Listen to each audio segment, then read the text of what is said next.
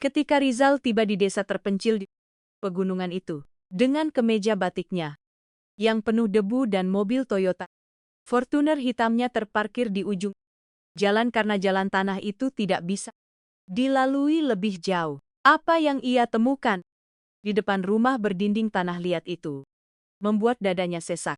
Putrinya ada di sana, memeluk neneknya, dan ketika gadis itu melihatnya alih-alih berlari ke arahnya, ia justru semakin erat memeluk sang nenek. Seolah-olah ayahnya adalah bahaya. Apa yang telah mereka lakukan pada gadis itu sehingga ia takut pada ayah kandungnya sendiri? Mengapa ia lari dari rumah mewah untuk kembali ke rumah tanpa air bersih dan tanpa listrik, dan apa yang disimpan nenek itu di dalam toples kaca di sudut doanya? Sebuah rahasia 4 tahun yang ketika terungkap skubah segalanya. Kisah ini bukan seperti yang terlihat. Dan akhirnya tidak akan kalian duga apa. Yang akan kalian dengar hari ini bukan sekadar kisah seorang gadis yang melarikan diri dari rumah ibu tiri yang kaya. Ini adalah kisah seorang ayah yang kehilangan arah, seorang perempuan yang menggunakan uang sebagai penjara, dan seorang nenek yang menyimpan kebenaran di tempat yang tidak ada seorang pun mencarinya. Pada akhirnya, kalian akan mengerti mengapa kembali ke rumah berdinding tanah liat adalah hal paling berani yang bisa dilakukan seseorang. Kalau kalian ingin tahu dari kota mana kalian mendengarkan ini, tuliskan di kolom komentar, subscribe, dan like agar lebih banyak orang mendengar kisah ini. Namun untuk memahami bagaimana mereka sampai pada momen itu, sang ayah dengan kemeja batiknya, sang anak yang memeluk neneknya, dan sebuah toples kaca berisi rahasia yang menunggu, kalian harus terlebih dahulu mengenal tempat asal gadis itu di Renggut, Desa Sukamaju tidak ada di peta manapun. Duertu, rumah berdinding tanah liat yang menempel di lereng bukit, sebuah jalan tanah yang hilang di antara semak liar dan keheningan yang begitu besar hingga terdengar angin berganti arah. Satu-satunya warung di desa itu, warung milik Pak Hasan, memiliki sebuah telepon kabel tua, satu-satunya yang berfungsi di seluruh desa Sukamsazu. Tidak ada sinyal, tidak ada air mengalir. Listrik datang dan pergi sesuka hati.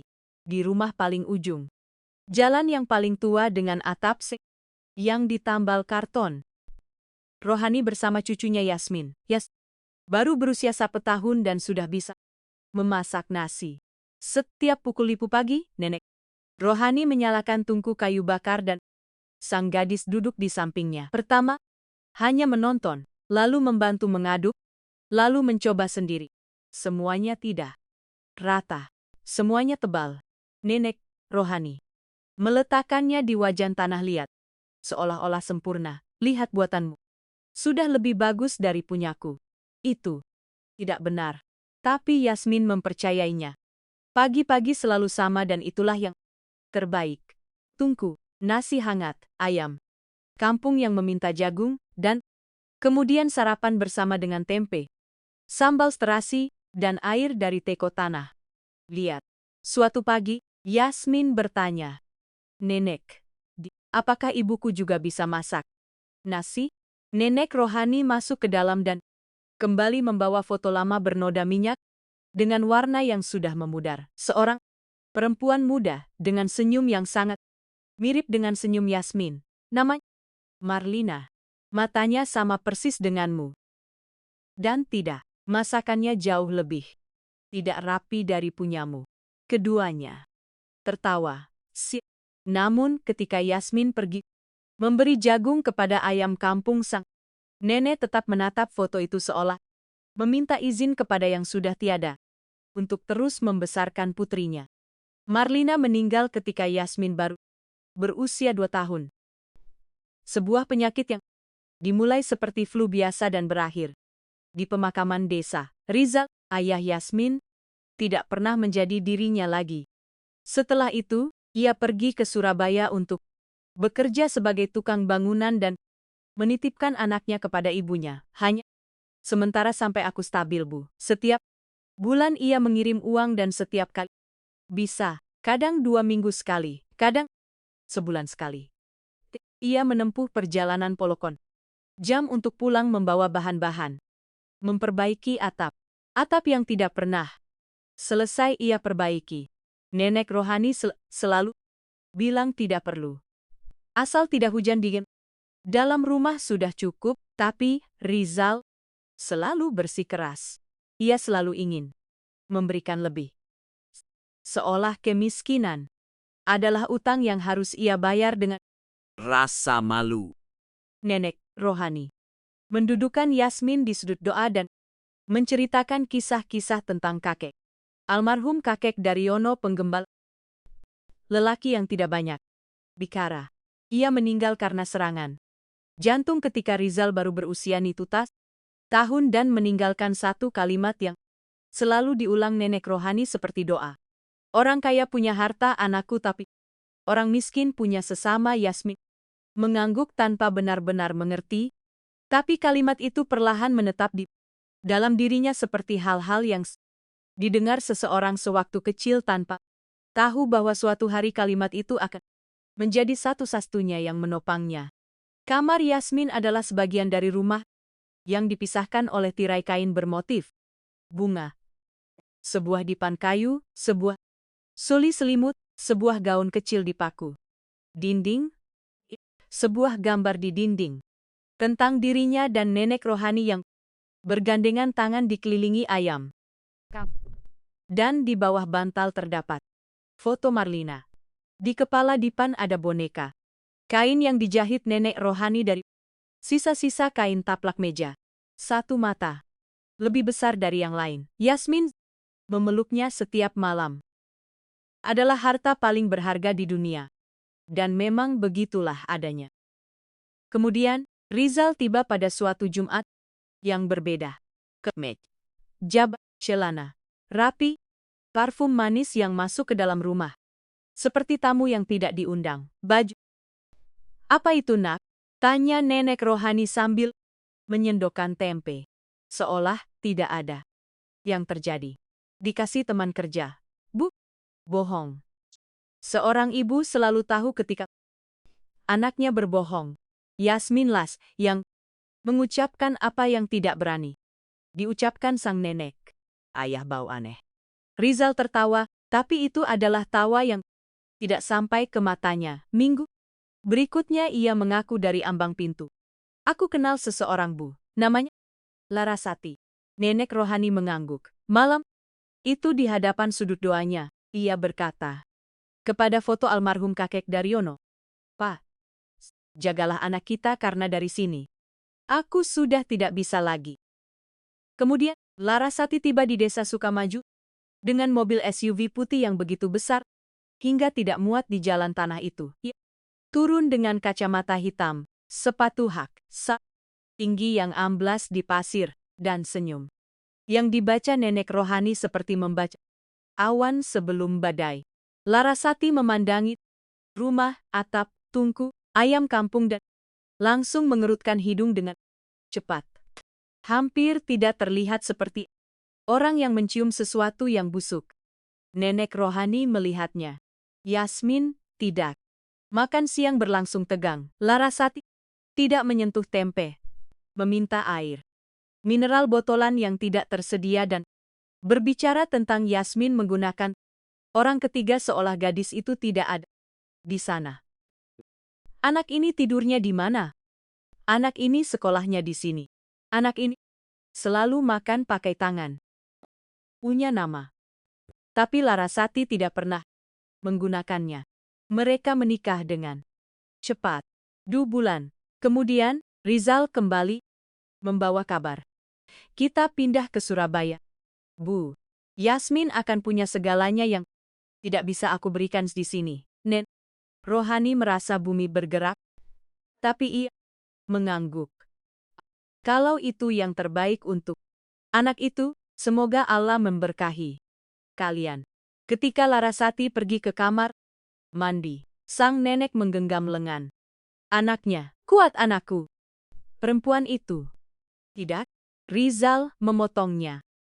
Aku tahu apa yang mau ibu katakan, tapi kali ini akan berbeda. Aku akan memberikan Yasmin semua yang tidak pernah aku punya. Nenek rohani melepaskan lengannya. Ingin mengucapkan sasta hal lagi, bahwa Yasmin sudah punya segalanya, bahwa perempuan itu memandang rumah ini seperti memandang kecoa. Tapi ia melihat wajah anaknya, campuran antara harapan dan rasa malu yang selalu dibawa Rizal sejak kecil. Dan untuk pertama kalinya, ia menelan apa yang seharusnya ia ucapkan. Itu bukan yang terakhir. Malam sebelum keberangkatan, Yasmin mendapati nenek rohani duduk di depan kayu di kamar kecil itu sambil menangis. Tidak pernah melihatnya menangis, tidak pernah. Ia duduk di sampingnya, meletakkan tangan di lututnya, dan berkata, "Aku akan kembali, Nenek." Rohani menyeka wajahnya dengan selemek. "Rumah ini akan selalu menjadi milikmu, anakku, selalu." Keesokan harinya, Yasmin naik ke mobil SUV putih itu dengan tas ransel dan bonekanya. Berangkat. Larasati berkata kepada Rizal, seolah gadis yang duduk di kursi belakang tidak mendengar. "Kalau anaknya sudah agak besar, bisa kita kirim ke pesantren." Rizal tidak menjawab. Yasmin menggenggam bonekanya dan menatap lewat jendela belakang hingga rumah berdinding. Tanah liat itu menghilang di balik debu. Nenek rohani duduk di meja dengan selembar kertas dan sebuah pensil. Pensil yang sama yang dipakai Yasmin untuk menggambar, dan ia menulis sebuah surat bukan untuk dikirim, melainkan untuk disimpan. Ia menulis semua yang tidak ia katakan kepada Riz. Semua yang ia lihat dalam diri Larasati, semua yang ia tahu akan terjadi. Ia melipat kertas itu, memasukkannya ke dalam toples kaca yang kosong, dan meletakkannya di sudut. Doanya, "Kusimpan di sini untukmu, anakku, untuk hari ketika kamu kembali dan mengerti." Dalam 4 tahun berikutnya, setiap kali Rizal mengirim uang, nenek rohani memasukkan lembaran-lembaran itu ke dalam toples kaca. Ia tidak pernah menyentuh 1 rupiah pun. Tidak ketika gasnya habis, tidak ketika ia berhutang di warung Pak Hasan, tidak ketika ia tidak punya apa-apa selain nasi dan garam untuk makan malam. Surat itu tetap di dasar toples, di bawah segalanya. Menunggu rumah Larasati tidak berdebu. Itulah yang pertama kali diperhatikan Yasmin. Lantai marmer, furnitur seperti dari majalah, ASI yang berdengung sepanjang hari, dan keheningan yang tidak mirip dengan desa Sukamaju di sana. Keheningan ada ayam kampung angin, bunyi kayu bakar yang berderak. Di sini, keheningan itu kosong seperti rumah yang tidak dihuni meskipun ada orang di dalamnya. Baunya bersih, tapi bukan bersih sabun batangan seperti di desa melainkan bersih kimia buatan, yang membuat hidung Yasmin perih dan tidak membuatnya merasa seperti di rumah. "Ini kamarmu," kata Larasati pada hari pertama.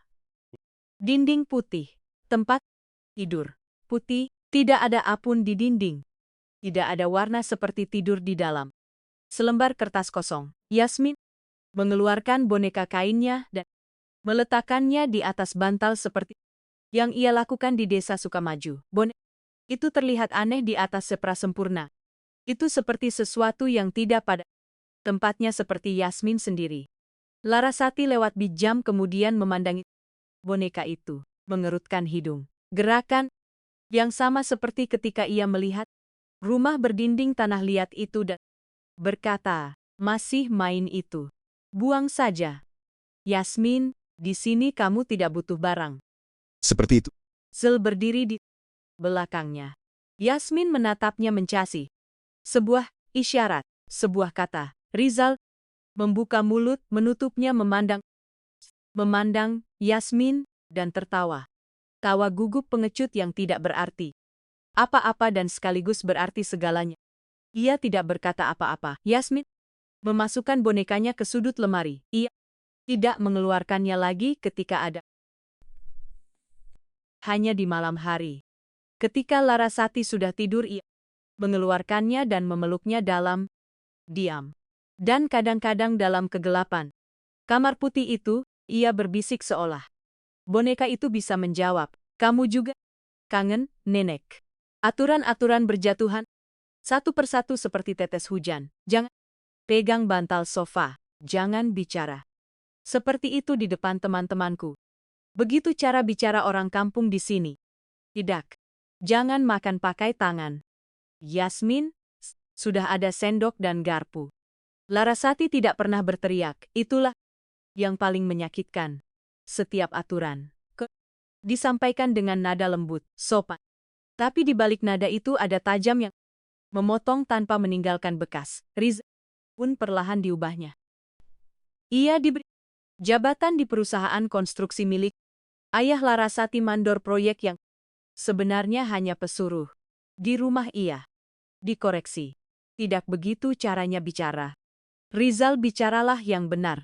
Dan Rizal pun berhenti berkata, berhenti menggunakan kata-kata yang biasa ia pakai. Ia berhenti berbicara seperti cara ibunya berbicara. Suatu hari ia menemukan 3 kantong plastik hitam di depan pintu. "Baju lamamu," kata Larasati tanpa mengangkat mata dari ponselnya. "Kamu bukan lagi tukang bangunan. Berpakaianlah sesuai siapa kamu sekarang." Di dalamnya ada kaos, kotak-kotaknya, sepatu bot berlumpur. Rizal menatap kantong-kantong itu lama, lalu membawanya ke tempat sampah. Ia tidak berkata apa-apa. Yasmin melihat semuanya dari kamarnya di balik pintu yang sedikit terbuka. Ia melihat bagaimana ayahnya semakin mengecil setiap hari. Bukan dalam ukuran, tapi dalam kehan. Seolah Larasati perlahan-lahan menghapus tepi-tepi dirinya. Suatu malam, Yasmin mengunci diri di kamar mandi, membuka keran air agar ada suara, dan menelepon nomor warung Pak Hasan. Berdering 7 kali. Suara serak yang sudah dikenal menjawab. Yasmin meminta agar seseorang dipanggil untuk mencari nenek rohani. Menit-menit yang panjang, sandal yang terseret-seret, kemudian suara yang akan ia kenali di antara sejuta suara lainnya. "Kucuku, halo nek, baik-baik saja?" "Yasmin, sudah makan?" "Diperlakukan baik." Yasmin memejamkan mata, menggenggam telepon erat. "Iya, nek, aku baik-baik saja." Di seberang sana, nenek rohani menggenggam telepon dengan kedua tangannya yang sama, karena seorang nenek selalu tahu ketika cucunya berbohong. Tapi dari jarak 4 kilometer, satu-satunya yang bisa kamu lakukan adalah menelan gumpalan di tenggorokan dan berkata, "Syukurlah anakku, syukurlah." Lalu menutup telepon dan berjalan kembali ke rumah berdinding tanah liat, sendirian dengan firasat yang tertancap di dada seperti duri yang tidak bisa dicabut. Betar tahun diucapkan cepat, dijalani lambat. Yasmin kini berusia pelubas tahun. Ia berbicara dengan baik, mendapat nilai bagus. Masalah tidak ada. Ia telah belajar menempati ruang sesedikit mungkin. Seperti seseorang yang tahu bahwa ia hanya tamu di kehidupannya sendiri. Buktinya ada di foto-foto. Larasati mengunggah foto setiap minggu. Rumah, perjalanan, restoran, suamiku dan aku di Bali. Dalam tahun foto-foto itu, ratusan jumlahnya Yasmin tidak muncul di Suatu malam, Larasati mengadakan makan malam bersama teman-teman dari rumahan. Rizal tidak ada. Yasmin mengerjakan tugas di ruang makan. Satu ibu-ibu itu melihatnya dan bertanya, "Aduh Larasati, ini anakmu. Sudah besar ya?" Larasati tidak menoleh ke arah Yasmin. "Ini bukan anakku, ini Anak Rizal. Aku tidak punya anak. Mengatakannya seperti orang yang mengoreksi data kecil yang salah. Tapi Yasmin dari jarak tritimeter dengan pensil yang terhenti di udara mendengar semuanya. Ketika Rizal pulang, Yasmin menceritakannya. Rizal menghela napas, mengendurkan dasi, dan berkata, "Memang begitu dia, anakku. Dia tidak bermaksud jahat. Larasati menyayangimu dengan caranya sendiri." Dengan caranya sendiri. Malam itu, Yasmin duduk di tempat tidur putih itu dan untuk pertama kalinya menulis sebuah surat nenek. Sersayang, hari ini, seorang ibu-ibu bertanya kepada Larasati, "Apakah aku aknya?" Dia bilang, "Tidak." Dikatakannya seolah itu sesuatu yang buruk, seolah aku tidak diperlukan. Kadang aku berpikir memang begitu, Nek. Tapi kemudian aku teringat Tungku dan ayam kampung dan suaramu dan rasa itu hilang. Aku sangat merindukanmu. Di sini. Tidak ada Tungku. Ia tidak mengirimnya. Ia melipatnya, menaruhnya di bawah kasur, dan mematikan lampu. Itu adalah surat yang pertama. Banyak lagi yang menyusul. Setiap kalimat dari Larasati, setiap diam dari Rizal, semuanya masuk ke buku tulis, dirobek, dilipat, dan disimpan. Salah satunya berbunyi, "Nek, hari ini Larasati bilang aku tidak boleh bicara di meja makan karena caraku bicara salah. Aku tidak tahu apa yang salah. Aku bicara seperti yang nenek. Itu yang salah. Kadang aku berpikir yang salah bukan cara aku bicara, tapi dari mana aku berasal dan kalau itu yang salah, berarti aku salah sepenuh. Karena aku berasal dari rumah nenek, dari tungku nenek, dari masakan nenek, dan aku tidak mau berasal dari tempat lain." Dalam beberapa surat, ia tidak menulis. Ia menggambar rumah berdinding tanah liat, ayam kampung, nenek rohani dengan celemiknya. Semua yang bukan Surabaya dan yang memang desa Sukamaju. Sampai suatu hari Selasa, Yasmin pulang dari sekolah dan surat-suratnya tidak ada. Ia berlari turun. Larasati ada di ruang tamu bersama Srizal. Surat-surat itu terbentang di atas meja seperti barang bukti kejahatan. "Rizal," kata Larasati, mengangkat selembar surat dengan dua jari. "Lihat apa yang ditulis anakmu. Dia kangen ayam kampung." "Ayam kampung, Rizal. Kita kasih semua ini dan dia kangen ayam kampung." Ia tertawa. Tawa pendek kering, seperti kaca yang pecah. Rizal memandangi surat-surat itu, memandang Yasmin yang berdiri di tangga dengan tas ransel dipeluk erat ke dadanya. Ia tidak berkata apa-apa. Yasmin turun. Ia mengambil surat itu satu persatu. Dalam diam, mendekapnya ke dada, dan naik ke kamarnya. Ia tidak menangis. Menangis adalah kemewahan yang sudah lama tidak ia miliki. Sejak hari itu, surat-surat itu disimpan di dalam tas ransel di sebuah kantong rahasia yang ia buka jahitannya lalu dijahit kembali. Di sana surat-surat itu aman. Di sana. Bahkan Larasati tidak bisa menjangkaunya. Dan di desa Sukamaju, nenek rohani terus menyimpan uang receh ke dalam toples kaca di mana di dasarnya tertidur sebuah surat yang juga tidak. Keduanya menulis kekosongan dan tidak ada yang tahu tentang yang lainnya. Pada hari ulang tahun Yasmin yang ke-13, Rizal pulang lebih awal membawa kue ulang tahun dan sebuah kantong kecil berisi kalung mungil. "Selamat ulang tahun, anakku." Yasmin memeluknya. Saat rumah itu berhenti, terasa dingin, tapi sesaat itu tidak bertahan lama. Larasati turun dengan ponsel di tangan. "Rizal, hari ini kita ada makan malam dengan investor dari perusahaan ayah. Kita tidak bisa tidak hadir. Tapi ini hari ulang tahunnya, Larasati. Aku tidak mau kelihatan buruk hanya karena kue kecil. Kita rayakan besok. Besok, selalu besok." Dan besok tidak pernah datang. Tidak apa-apa, ayah, kata Yasmin. Pergi saja. Tidak masalah. Mereka pergi ke makan. Matu. Yasmin tinggal sendirian. Dengan kue yang tidak akan dipotong. Siapapun. Pukul Sangalo. Ia genap. Berusia tak balas tahun dalam kesendirian yang sempurna. Ia masuk ke lemari, mengambil bonekanya, dan menelepon nomor warung. Pak Hasan, ini Yasmin. Bisa tolong panggilkan nenekku?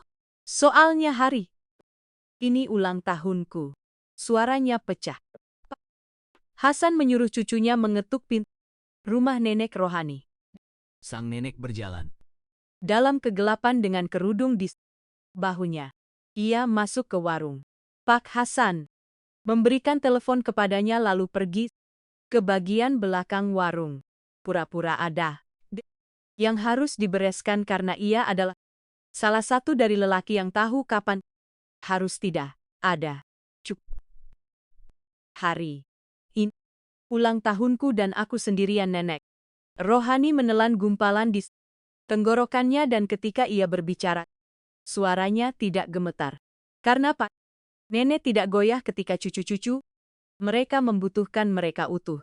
Dan di sana berdiri di balik meja warung di sebuah desa yang tidak ada di peta Manaun pukul konsampi.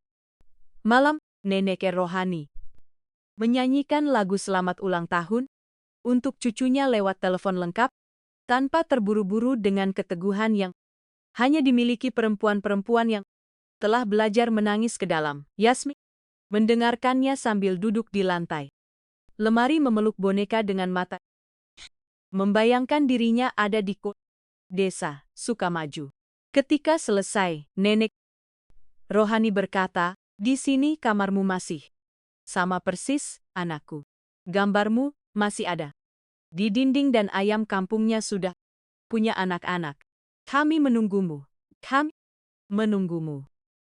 Seolah rumah itu, ayam-ayam itu, tungku itu, dan sang nenek adalah satu satuan. Pukul asondas mereka kembali. Larasati datang sambil tertawa dengan tawa yang sudah mabuk teh manis. Aduh, aku lupa soal kue si kecil. Rizal ada di dapur. Kue itu utuh lilin-lilinnya. Belum dinyalakan. Ia mengepalkan tangan. Di bawah meja dapur. Yasmin muncul di aksi lorong dan menatapnya dari kegelapan. Ayah dan anak saling memandang. Ia tidak berkata apa-apa. Yasmin, kembali. Rizal tinggal sendirian. Menatap kue yang tidak dimakan siapapun, dengan kepalan tangan dan mata yang berkaca-caca. Tapi ia tidak berkata apa-apa. 2 hari kemudian, Larasati memeriksa ponsel Yasmin. Panggilan ke nomor yang sama, warung Pak Hasan. Beberapa di antaranya pukul 11 malam. Ketika Rizal pulang, ia sudah menunggunya dengan ponsel di tangan. Anak itu sudah 4 tahun bicara diam-diam dengan ibumu. Dia harus melepaskan itu. Ini demi kebaikannya. Blokir nomornya. Ini demi kebaikannya. Larasati selalu membungkus racun dalam kertas kado. Rizal mengambil ponsel itu, masuk ke jari-jarinya gemetar. Getaran yang muncul ketika seseorang tahu bahwa ia sedang memutus satu-satunya benang yang menghubungkan putrinya dengan satu-satunya hal nyata yang masih tersisa. Ia menyentuhnya. Nomor diblokir. Ia mengunci diri di. Ia tidak makan malam. Ketika Yasmin menelepon sore itu, layar menampilkan nomor tidak tersedia. Menelepon lagi. Sama. Sekali lagi. Sama. Tidak ada lagi suara. Tidak ada lagi. Lagu ulang tahun tidak ada lagi kami menunggumu. Sesuatu padam di dalam diri Yasmin. Bukan hancur, tapi padam namun. Minggu itu belum berakhir. Hari kemudian, ia pergi ke laci tempat ia menyimpan foto ibunya. Foto yang diberikan nenek Rohani padanya waktu ia berusia 1 tahun. Foto yang ia sentuh setiap malam seperti orang yang berdoa. Lacinya kosong. Kamu mencari sesuatu? Tanya Larasati dari ruang tamu. Fotoku. Foto ibuku. Oh itu. Sudah aku buang. Sudah tua dan penuh noda. Kamu tidak perlu menyimpan hal-hal seperti itu di sini, Yasmin. Ini bukan lagi hidupmu. Mereka merenggut suara neneknya. Sekarang mereka merenggut wajah ibunya. Yasmin naik ke kamarnya, menutup pintu dan untuk pertama kalinya dalam 4 tahun ia tidak menangis, tidak menulis surat, tidak masuk ke lemari. Berpikir-berpikir tentang jalan tanah. Itu, tentang ayam kampung. Suara nenek rohani yang berkata, kami menunggumu. Tentang kalimat kakek yang tiba-tiba terasa masuk akal. Orang kaya punya harta, orang miskin punya sesama. Yasmin tidak punya apa-apa di rumah itu. Tidak ada foto, tidak ada suara, tidak ada pelukan di hari ulang tahun, tidak ada namanya di mulut Larasati.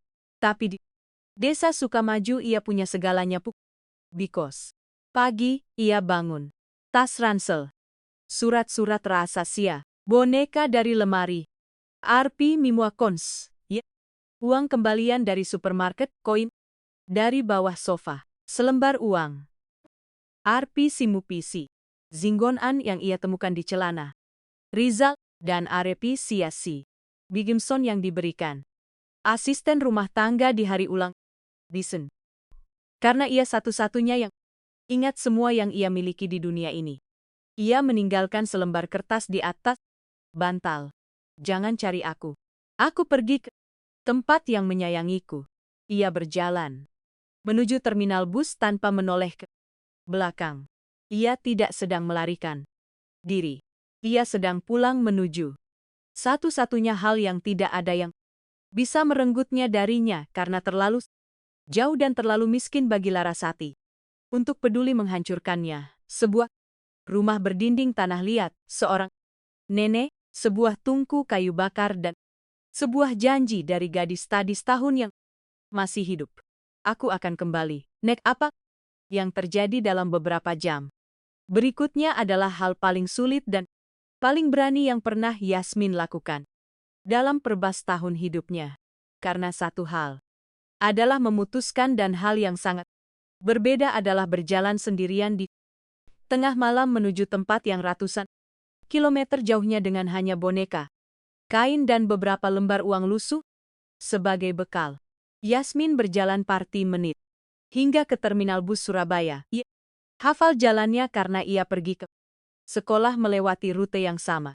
Ia tiba sebelum loket dibuka. Ia duduk di kursi plastik dengan tas ransel di pangkuannya dan boneka di bawah lengannya. Seorang perempuan yang menyapu lantai memandangnya dengan heran. Yasmin menatapnya balik tanpa menundukkan mata. Di usia 14 tahun, ketika segalanya sudah dirampas darimu, rasa takut terasa berbeda. Tidak hilang, tapi berhenti menjadi yang memerintah. Dengan Arpi, Bon sepi. Ia membeli tiket bus ke malam. Itulah sejauh yang bisa dijangkau uangnya. Dari sana ia harus mengurus dirinya sendiri. Bus berangkat pukul 1 pagi. Yasmin duduk di samping jendela dan menyaksikan semuanya perlahan tertinggal di belakang. Perumahan mewah, kolam renang, mobil-mobil mewah, semua dunia yang tidak pernah menjadi miliknya. Ia tidak merasa sedih, ia merasa lega. Di Malang, ia turun dan berdiri di pinggir jalan. Dengan tas ransel di bahu, ia tidak punya rencana, ia punya arah. Truk-truk lewat, mobil-mobil lewat. 1 jam berlalu hingga sebuah truk sayur tua yang penuh kotak-kotak berhenti. Ibu yang menyetir menurunkan kacanya. Mau ke mana? Nak, ke desa Sukamaju di gunungan. Kamu masih terlalu kecil untuk jalan sendirian. Yasmin menatapnya. Aku tidak sendirian, nenekku sedang menungguku. Bohong. Nenek rohani tidak tahu ia datang. Tapi, ibu itu mengizinkannya naik berjam-jam di jalan. Jalan berbatu, debu, panas yang memukul. Wajah seperti tamparan telapak tangan. Yasmin diam saja menatap pemandangan. yang berubah dari kota ke desa, dari desa ke pegunungan, dari aspal ke tanah, dan dengan setiap kilometer hal-hal kembali ke kepalanya bukan seperti Kenangan? tapi seperti pukulan. Kamu seperti orang kampung. Foto ibunya di tempat sampah, nomor yang diblokir. Yang tidak dipotong siapapun. Tak Gimrisal. Setiap kenangan adalah selangkah lebih jauh dari Surabaya dan selangkah lebih dekat ke rumah berdinding tanah liat di desa. Suka. Nenek rohani terbangun pukul pagi tanpa tahu mengapa. Tidak ada suara. Tidak ada apapun, tapi sesuatu menariknya dari tidur seperti orang menarik selimut. Pergi ke sudut doanya dan menyalakan lilin doa. Toples kaca ada di sana penuh uang, dengan surat yang tertidur di dasarnya. Sang nenek menatapnya sejenak lalu berdoa. Lalu ia kembali berbaring tapi tidak tidur. Saat fajar, ia keluar. Menyapu halaman depan rumah seperti yang ia lakukan setiap hari selama 4 tahun. Ia menyapu tanah jalan itu seolah sedang mempersiapkan sesuatu. Seolah sedang menunggu seseorang.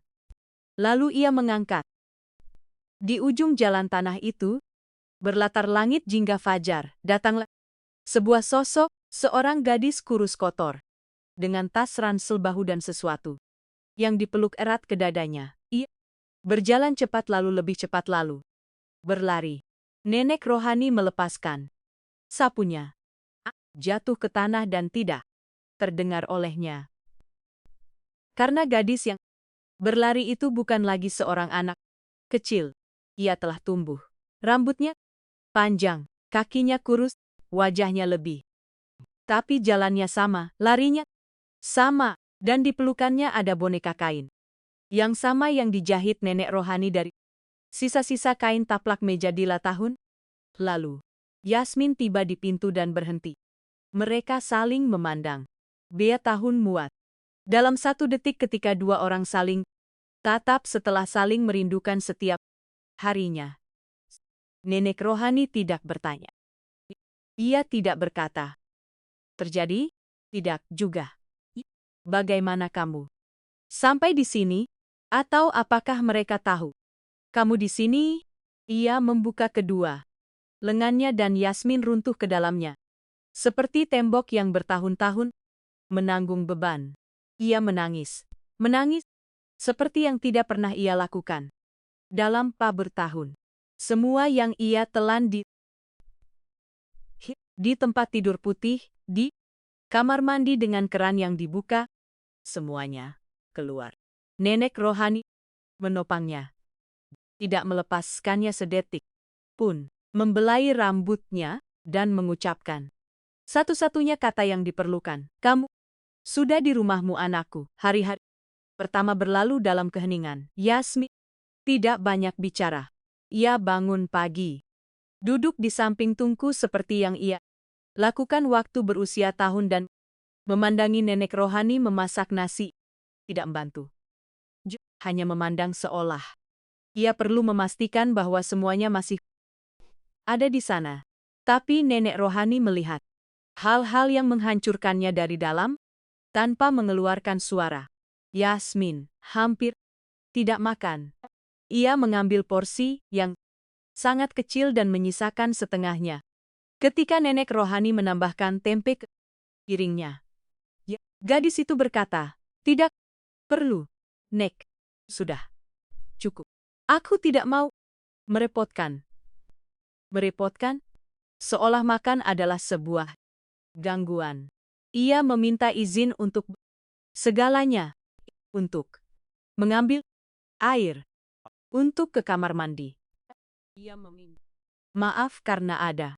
Maaf merepotkan, Nek. Maaf karena berisis. Pagi pertama ketika nenek rohani.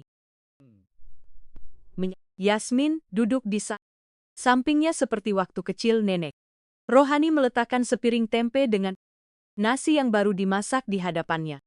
Porsi penuh seperti yang selalu ia sajikan. Yasmin menatap piring itu, menatap nenek rohani, dan bertanya.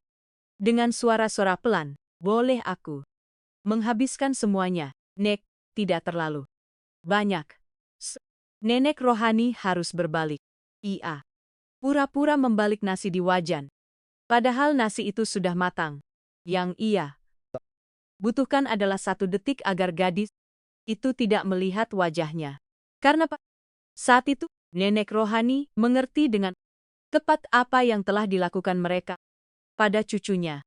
Mereka mengajarinya bahwa makan adalah hak istimewa yang bisa dicabut darinya. Mereka mengajarinya bahwa menempati ruang adalah sebuah masalah. Mereka mengajarinya untuk meminta izin demi keberadaannya sendiri. Dan itu tidak diajarkan kepada seorang gadis dengan pukulan, melainkan dengan diam, dengan porsi kecil, dengan kalimat-kalimat yang tampak seperti pendidikan, tapi sebenarnya adalah penjara. Ketika ia berbalik, nenek rohani berkata, "Di rumah ini kamu makan sebanyak yang kamu mau anakku, dan kalau mau tambah, ada tambahan. Di sini tidak ada yang akan bilang terlalu banyak." Yasmin makan perlahan seperti seseorang yang sedang belajar kembali sesuatu yang sudah ia ketahui. Di malam hari, ia mimpi buruk. Mendengarnya dari depannya. Gadis itu berbicara dalam tidurnya, mengucapkan hal-hal dengan suara pelan yang tidak bisa ditangkap sang nenek. Ia membiarkan Yasmin tidur di depannya seperti waktu kecil. Yasmin meringkuk di sampingnya dan akhirnya menjadi tenang. Nenek rohani tidak bertanya, tidak memaksa. Ia memasak, memeluk, membuat nasi di tengah malam, dan menunggu. Hari ketiga, Yasmin masuk ke kamar kecil di balik tirai, bermotif bunga dan berhenti di pintu. Semuanya masih sama. Dipan kayu dengan selimut, wall, gaun kecil dipaku dinding.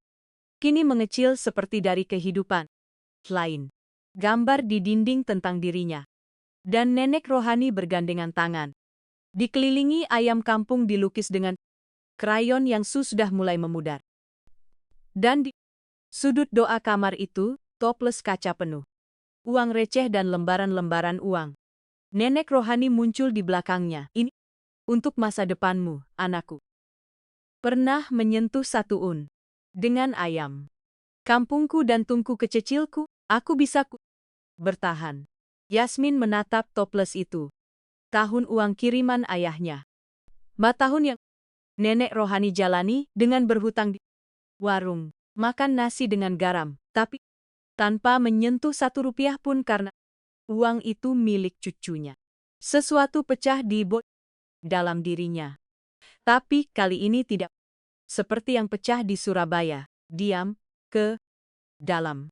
Kali ini ia menangis sambil menatap mata neneknya dan di sela tangis itu ia mulai berbicara.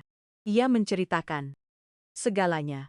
Setiap kalimat Larasati, setiap diam Rizal, foto-foto di mana ia tidak ada, ulang tahun yang tidak dirayakan siapapun, surat-surat yang dibacakan Larasati dengan ejekan nomor yang diblokir, foto Marlina yang dibuang ke tempat sampah. Semuanya nenek rohani mendengarkan tanpa memotong, tanpa mendramatisir, tanpa mengutuk siapapun. Ketika Yasmin selesai, sang nenek menggenggam wajahnya dengan kedua tangan dan berkata, "Ibumu akan bangga padamu. Karena kamu tahu apa artinya cinta." Lalu ia memeluknya dan lalu pergi memasak nasi. Karena itulah yang dilakukan para nenek ketika dunia hancur. Mereka memasak dan menunggu hingga semuanya membaik. Tapi di dalam, di mana tidak ada yang melihatnya, nenek rohani sedang mengambil sebuah keputusan. Karena semua yang diceritakan, Yasmin membenarkan apa yang sudah ia ketahui, apa yang telah ia tulis dalam surat itu pada tahun lalu. Dan sekarang, ketika Rizal datang, ia harus mengatakan seluruh kebenaran termasuk miliknya sendiri. Nenek rohani pergi ke masjid. Bukan hari Jumat. Tidak ada pengajian. Tapi Ustaz Malik Selalu ada di sana menyapu halaman atau memperbaiki bangku yang sudah tidak dipakai siapapun. Masjid Desa Sukamaju itu kecil. 4 dinding tanah liat. Atap yang berderak ditiup angin dan kaligrafi Allah di dinding yang sudah mulai memudar catnya. Tapi bagi nenek rohani, itu adalah satu-satunya tempat di mana ia bisa mengucapkan hal-hal dengan lantang tanpa suaranya gemetar. Ustaz, anak itu sudah kembali Ustaz. Malik meletakkan sapunya. Yasmin datang sendiri. Ia berjalan dari Surabaya. Umurnya 11 tahun dan ia datang sendirian. Nenek rohani duduk di bangku dan menatap lantai. Ia menceritakan segalanya. Ustaz, Apa yang dilakukan? perempuan itu padanya. Apa yang dibiarkan Rizal. Semuanya sang Ustaz. Duduk di sampingnya dan Rizal tahu. Bukan? Lalu apa yang akan kalian? Nenek rohani butuh waktu untuk menjawab karena apa yang harus ia katakan bukan hanya tentang Larasati atau Yasmin, melainkan tentang dirinya sendiri. Aku pun diam, Ustaz. Ia berkata, sambil menatap lantai, seolah kata-katanya berat untuk diangkat. Ketika Rizal membawa pergi Yasmin, aku menelepon ke warung dan bertanya, bagaimana keadaan mereka dan ia bilang, baik, semuanya baik. Tapi, aku mendengar. Aku mendengar bagaimana ia berbicara, berbeda. Bagaimana ia memutus telepon dengan cepat ketika Larasati datang. Ada satu kali ia datang ke desa Sukamaju. Satu-satunya dalam 4 tahun. Dan aku melihatnya meminta izin lewat telepon untuk segalanya, untuk menginap. 1 malam lagi, untuk membeli minuman. Untuk bernapas. Ia gemetar. Ketika ponselnya berbunyi, Ustaz, anakku gemetar. Ia berhenti menarik napas. Aku tahu saat itu bahwa anakku bukan sedang menikah. Ia sedang di penjara. Tapi aku diam. Aku pikir itu keputusannya. Hidupnya bahwa aku tidak berhak ikut campur. Ustaz Malik menatapnya lama dan sekarang gadis itu datang dalam keadaan gemetar juga. Ia meminta izin untuk duduk dan makan. Ia meminta maaf karena umurnya 13 tahun dan ia meminta maaf karena ada. Ustaz suaranya pecah untuk pertama kalinya. Kalau saja aku bicara Patro tahun lalu, mungkin tidak. Ada semua ini. Nenek rohani. Sang Ustaz meletakkan tangannya di bahunya. Kamu diam karena cinta, tapi sekarang cucumu bicara dengan kakinya. Ia berjalan sendirian sampai ke sini. Sudah bukan waktunya untuk diam. Ketika Rizal datang, katakan segalanya. Nenek rohani mengangguk. Itulah yang paling aku takuti, Ustaz. Karena kebenaran itu, termasuk bahwa aku pun diam. Ia keluar dari masjid dengan keputusan yang sudah bulat bahwa ketika Rizal datang dan ia tahu ia akan datang karena seorang ayah yang masih punya sepotong hati selalu akan mencari anaknya. Ia akan mendengar kebenaran sepenuhnya. Bukan hanya apa yang dilakukan Larasati, tapi juga apa yang dilihat nenek rohani dan ia biarkan berlalu. Rizal menemukan surat itu pukul. Jangan cari aku. Aku pergi ke tempat yang menyayangiku. Tidak disebutkan ke mana. Tidak perlu. Rizal tidak butuh berpikir. Hanya ada satu tempat di dunia di mana putrinya merasa disayangi. Satu tempat saja. Ia memeriksa kamar. Tas ransel tidak ada. Boneka tidak ada. Lemari terbuka. Ia berlari, turun. Larasati ada di dapur. Dengan kopinya. Yasmin pergi. Larasati membaca surat itu. Meletakkannya di meja dapur dan berkata, hubungi polisi. Ini akan membuat kita kelihatan buruk. Ia tidak. Apakah ia baik-baik saja? Tidak. Ia tidak berkata, di mana dia? Ia berkata, ini akan membuat kita kelihatan buruk. Rizal menelepon nomor warung Pak Hasan. Berdering 4 kali. Suara serak yang sudah dikenal menjawab. Rizal bertanya. Iya, menunggu dan dari latar yang jauh ia mendengar sebuah tawa. Tawa seorang gadis yang lebih ia kenal dari suara apapun di dunia ini. Yasmin ada di sana. Kedua kakinya terasa lemas. Ia bersandar ke dinding. Memejamkan mata Rizal Larasati menatapnya dari dapur dengan tangan terlipat. Biarkan saja dia di sana. Bersama si nenek tua. Begini kita berdua. Sudah kubilang, anak itu tidak pernah berhenti bikin masalah. Rizal menatapnya mungkin untuk pertama kalinya dengan sungguh-sungguh dalam 4 tahun. Ia menatapnya tanpa filter rasa takut, tanpa rasa malu karena miskin, tanpa rasa syukur palsu atas kehidupan yang tidak pernah menjadi miliknya. Ia melihatnya seperti nenek rohani. Melihatnya seperti Yasmin melihatnya. Dan ia melihat apa adanya. Aku pergi menjemput anakku. Larasati berdiri di depan pintu. Kalau kamu pergi, jangan kembali. Kamu tidak akan punya apa-apa. Dengar, tidak ada apa-apa. Rizal melewatinya tanpa menoleh. Kunci mobil Toyota Fortuner hitam itu. Mobil milik Larasati. Mobil yang tidak pernah boleh ia kendarai dan menyalakannya. Biar Larasati komplain. Belakangan, ia sudah tidak peduli. Jiwa jam perjalanan. Vota jam yang sama yang ia berhenti lakukan ketika Larasati meyakinkannya bahwa cukup mengirim uang. Kamu tidak perlu datang setiap minggu. Jam di jalan berbatu, di pegunungan, di debu. Jotan jam untuk memikirkan semua yang ia lakukan salah dan semua yang tidak ia melakukan. Ia tiba saat senja memarkirkan Toyota Fortuner di ujung desa karena jalan tanah itu tidak bisa dilalui lebih jauh lalu berjalan kaki. Rumah berdinding tanah liat itu masih sama. Atap seng tungku, kandang ayam dan duduk di atas batu yang sama tempat ia duduk waktu berusia 7 tahun sambil memberi jagung kepada ayam kampung. Ada Yasmin, bukan lagi seorang anak kecil, melainkan seorang remaja kurus dengan rambut panjang dan lengan yang ramping. Tapi ia memberi makan ayam kampung dengan gerakan yang selalu sama Yasmin. Melihatnya dan di matanya Rizal tidak menemukan kegembiraan. Ia menemukan ketakutan.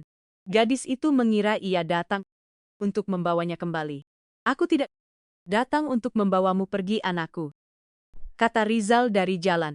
Aku datang karena aku harus mendengar sesuatu yang seharusnya sudah lama ku dengar. Nenek rohani muncul di pintu menatapnya, tidak memeluknya, mendudukannya di dapur, menuangkan segelas air dan berbicara.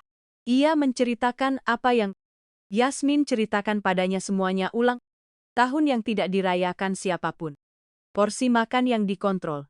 Foto-foto di mana anaknya tidak ada. Foto Marlina yang dibuang ke tempat sampah, nomor yang diblokir.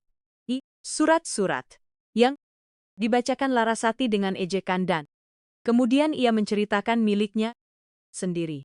Telepon-telepon di mana Rizal berbicara dengan aneh, kunjungan di mana. Ia melihatnya gemetar ketika ponsel berbunyi, tanda-tanda yang ia lihat dan ia biarkan berlalu. Aku pun ikut bersalah, anakku. Nenek rohani menangis. Aku diam karena kukira itu keputusanmu. Tapi itu bukan keputusanmu itu.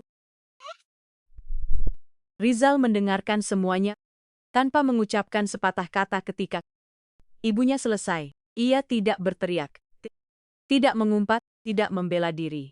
Ia menundukkan kepala dan menangis. Menangis seperti seorang laki-laki yang baru saja mengerti bahwa ia adalah kaki tangan, bukan karena kejahatan, melainkan karena pengecut. Yasmin mengamatinya dari pintu kamar kecil itu. Di balik tirai bermotif bunga. Ia tidak mendekat, tidak memeluknya. Ia belum siap untuk memaafkan, tapi ia tetap menatapnya dan itu untuk saat ini sudah cukup. Larasati butuh 2 hari untuk Datang. Tapi ia datang juga. Mobil SUV putih itu yang sama dengan pertama kali. Ia datang menjemput Rizal dan Yasmin. Terparkir di ujung desa Sukamaju. Mengangkat awan debu yang bisa dilihat. Dari mana saja di desa itu Larasati turun dengan sepatu hak tinggi yang amblas di tanah, kacamata hitam dan sikap seseorang yang datang untuk menagih sesuatu yang menjadi haknya. Tidak datang untuk Yasmin, ia datang untuk Rizal karena Larasati tidak menerima kekalahan. Bukan cinta, melainkan kendali. Ia berjalan menyusuri jalan tanah menuju rumah berdinding. Tanah liat itu, panas memukul wajahnya. Ayam-ayam kampung memandangnya dari kandang. Seolah tahu bahwa perempuan itu tidak termasuk di sini. Larasati memandangi semuanya dengan rasa jijik yang sama seperti 4 tahun lalu. Atap, seng, tungku, pakaian yang dijemur di luar kawat dan berkata dengan lantang agar semua orang dengar. Serius kamu mau menukar semua yang kita punya dengan ini, Rizal. Tapi Rizal tidak sendirian. Para tetangga sudah datang. Pak Hasan bersandar di pintu warungnya. Ustaz Malik duduk di kursi plastik di samping tungku. Nenek Rohani berdiri di depan. Pintu rumahnya dengan celemek terpasang. Dan tangan yang tenang. Rizal berdiri menghadap Larasati dan untuk pertama kalinya dalam 4 tahun ia berbicara. Tidak berteriak. Tidak menghina. Ia melakukan sesuatu yang lebih buruk. Ia mengulang setiap kalimat satu persatu. Kamu bilang padanya, jangan makan terlalu banyak. Kamu bilang ia tampak seperti orang kampung. Kamu membuang foto ibu kandungnya yang sudah meninggal ke tempat sampah. Kamu menghapus nomor neneknya. Kamu menghapusnya dari setiap foto. Kamu bilang kamu tidak punya anak. Dan di hari ulang tahunnya Larasati, hari anakku genap ditolas tahun, satu-satunya yang ingat menyanyikan lagu untuknya adalah telepon kabel tua di warung ini. Larasati mundur selangkah. Kamu berlebihan. Aku hanya ingin mendidiknya. Nenek Rohani berbicara dari depan pintu. Suaranya tenang, tegas, seperti tanah. Lihat dari rumahnya sendiri. Mendidiknya. Gadis itu datang dalam keadaan gemetar. Ia meminta izin untuk duduk dan makan. Ia meminta maaf karena ada. Itulah yang kamu ajarkan padanya. Larasati berganti strategi selalu begitu. Matanya dipenuhi air mata. Mata yang tahu kapan harus keluar dan kapan harus disimpan. Semua yang kulakukan demi kita Rizal. Aku memberikanmu kehidupan. Aku mengeluarkanmu dari sini. Tanpa aku, kamu bukan siapa-siapa. Rizal menatapnya. Tidak Larasati, kamu membeliku dan aku membiarkan diriku dibeli. Tapi anakku tidak kujual. Larasati mengeraskan wajahnya. Air mata menghilang secepat datangnya. Kamu bukan siapa-siapa tanpa aku. Kamu akan kembali kerja di bawah terik matahari. Aku lebih memilih kerja di bawah terik matahari selamanya daripada menghabiskan 1 hari lagi di rumahmu. Ustaz Malik bangkit dari kursinya. Mendekat perlahan dengan tangan bersilang dan berbicara dengan suara yang dimiliki orang-orang tua yang sudah melihat segalanya dan tidak perlu berteriak agar didengar. Bu, Anda datang dengan mobil mewah, tapi Anda pergi lebih miskin dari siapapun di desa ini. Karena di sini semua orang punya seseorang dan Anda tidak punya siapa-siapa. Larasati mengepalkan rahangnya, berbalik, berjalan menuju mobil SUV. Semuanya sudah selesai. Kemudian pintu rumah berdinding tanah. Lihat itu terbuka. Yasmin keluar. Ia ada di balik pintu. Ia mendengar semuanya. Ia berjalan menuju Larasati yang sudah memegang gagang pintu mobil. Ia tidak berteriak, tidak menangis, menghina. Ia berbicara dengan suara tenang, seseorang yang sudah mengatakan semua yang perlu dikatakan dalam surat-surat yang tidak pernah dibaca siapapun. Dan sekarang hanya tersisa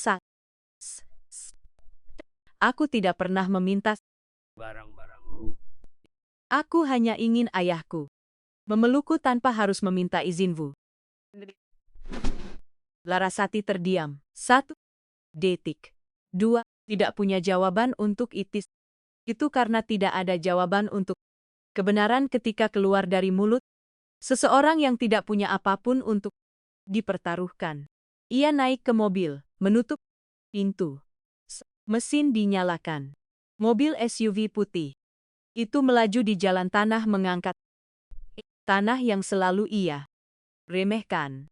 Itulah terakhir yang ia lihat dari Desa Sukamaju. Tidak ada yang mengikutinya, tidak ada yang memanggilnya, tidak ada yang merindukannya.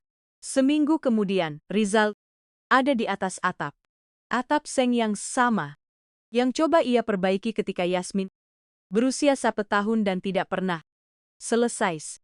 Sekarang ia benar-benar memperbaikinya dengan tangannya sendiri, dengan paku yang ia beli di warung Pak Hasan, dengan semen yang sama yang ia pakai waktu menjadi tukang bangunan. Tangannya sakit, tidak masalah. Ia sudah merindukan rasa sakit itu. Di bawah, nenek rohani memasak nasi di atas tungku. Yasmin memberi jagung kepada ayam kampung dan anak-anak ayam yang baru menetas. Ayam-ayam yang sama yang nenek rohani ceritakan lewat telepon malam ulang tahunnya.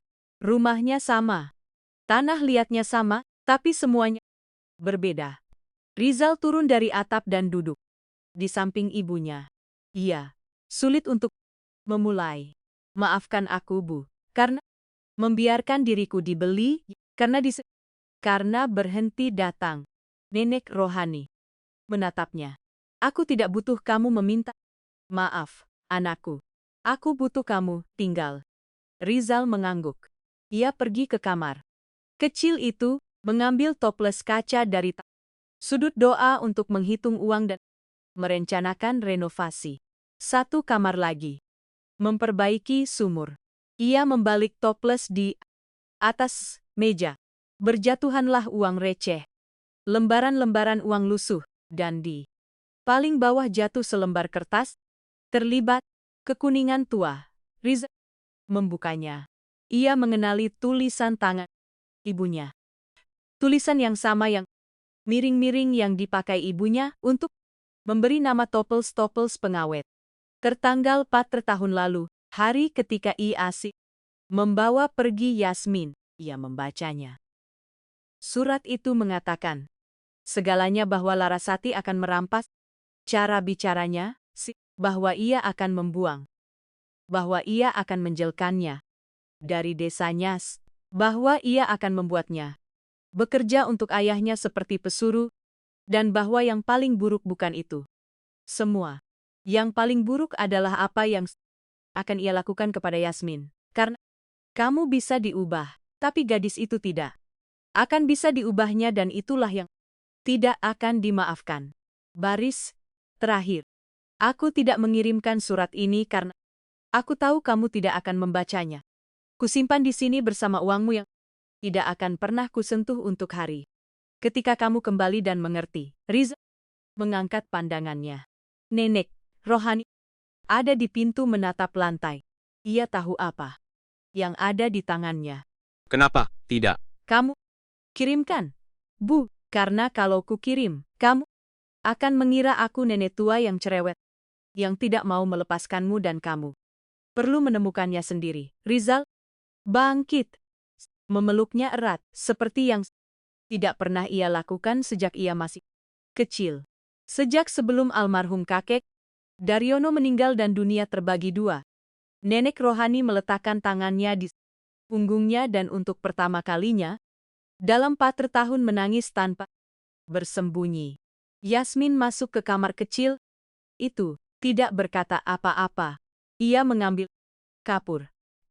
Kapur yang sama yang ia pakai untuk menggambar waktu kecil dan mendekati dinding. Di samping gambar lama, gambar dirinya dan nenek rohani bergandengan tangan dikelilingi ayam kampung. Ia menggambar yang baru. 3. Sosok nenek rohani, Rizal dan dirinya. Dan di bawahnya lebih kecil sosok keempat dengan sayap. Ia tidak mengatakan siapa itu. Tidak perlu. Rizal melihatnya dari pintu dan untuk pertama kalinya dalam bertahun-tahun ia menyebut nama Marlina tanpa memalingkan pandangan. Matanya sama denganmu anakku. Dan keberaniannya pun sama Yasmin. Menatapnya, tidak memeluknya. Belum, tapi ia tersenyum. Dan itu senyum kecil. Itu hampir tidak terlihat di wajah seorang gadis yang 40 tahun tidak tersenyum adalah awal dari sesuatu. Rumah berdinding tanah liat itu tidak berubah selama bertahun-tahun. Dindingnya masih miring, minyak masih asis, airnya masih dari sumur. Atapnya masih bergerak ditiup angin. Meski sekarang sedikit lebih sedikit bergeraknya, tapi rumah itu penuh. Nenek rohani tahu sejak hari pertama apa yang ia menulisnya dalam sebuah surat dan menyimpannya bersama setiap rupiah yang tidak berani ia sentuh. Rizal butuh 4 tahun untuk membaca apa yang ibunya sudah ketahui sejak lama. Dan Yasmin, gadis yang belajar memasak nasi dengan tidak sempurna di usia tahun, ternyata adalah yang paling berani dari ketiganya.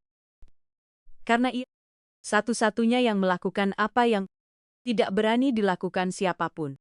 Mengatakan kebenaran dengan kakinya ia berjalan sendirian menuju tempat di mana ia seharusnya berada tanpa meminta izin. Tanpa menunggu, ada yang menyelamatkannya. Dan kalimat almarhum kakek Darono. Kalimat yang selalu diulang nenek rohani kepada Yasmin sejak kecil. Kalimat yang didengar gadis itu tanpa benar-benar mengerti dan yang suatu hari menjadi satu-satunya yang menopangnya menutup kisah ini. Seolah sang kakek sendiri yang mengucapkannya. Malam itu, orang kaya punya harta, orang miskin punya sesama. Di rumah berdinding tanah liat itu, untuk pertama kalinya dalam waktu yang lama, mereka memiliki keduanya sesama dan masa depan dan kalian yang mendengarkan. Apa yang akan kalian lakukan jika berada di posisi Yasmin? Akankah kalian pergi? Akankah kalian bertahan? Atau akankah kalian kembali ke rumah berdinding tanah liat? Seperti dirinya untuk mencari satu-satunya hal yang tidak bisa dibeli. Uang. Tuliskan di kolom komentar. Dan kalau kisah ini menyentuh hati kalian, subscribe dan bagikan agar lebih banyak orang mendengarnya. Karena kisah seperti Yasmin terjadi setiap hari, hanya saja tidak ada yang menceritakannya. Sampai jumpa di kisah berikutnya. Dan ingatlah, kadang hal yang paling berani bukan pergi, melainkan pulang. Ya.